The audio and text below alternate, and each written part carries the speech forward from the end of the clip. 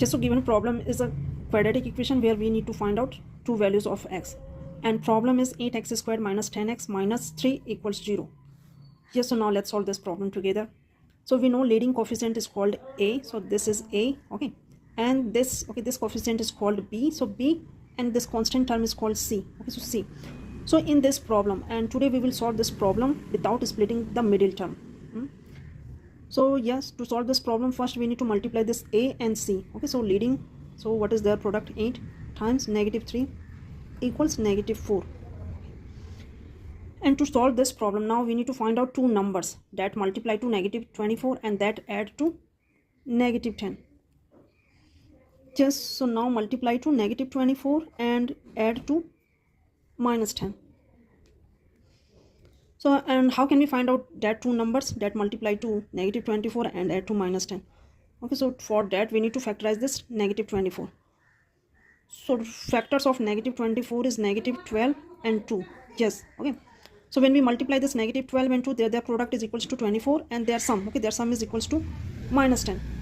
Yes, so now let's move to our question. We know quadratic equation is, yes, quadratic equation is product of two binomial expression, okay. So first we need to draw the two brackets to solve this problem, yes, and inside bracket we need to write this x first, okay, and then write the first product, first, sorry, not product, okay, factor. So first factor is negative 12, okay, negative 12, so x and then minus 12, and now divide this 12 by coefficient of leading term, which is 8, so 12 divided by 8, and now in second bracket x and second factor, okay, second factor is 2, and this 2 is positive, so we need to put here plus sign, x plus 2, and now divide this 2 by, yeah, leading coefficient, which is 8, and that's equals to 0. Yeah, and from here we can find out two values of x, okay. So first value is x equals, this is negative, so it will be 12 over 8, and when we simplify it, it turns into 3 over 4, okay. And now another solution for this problem is, so from here x equals to negative 2 over 8, and when we simplify it, it turns into 1 over 4, okay.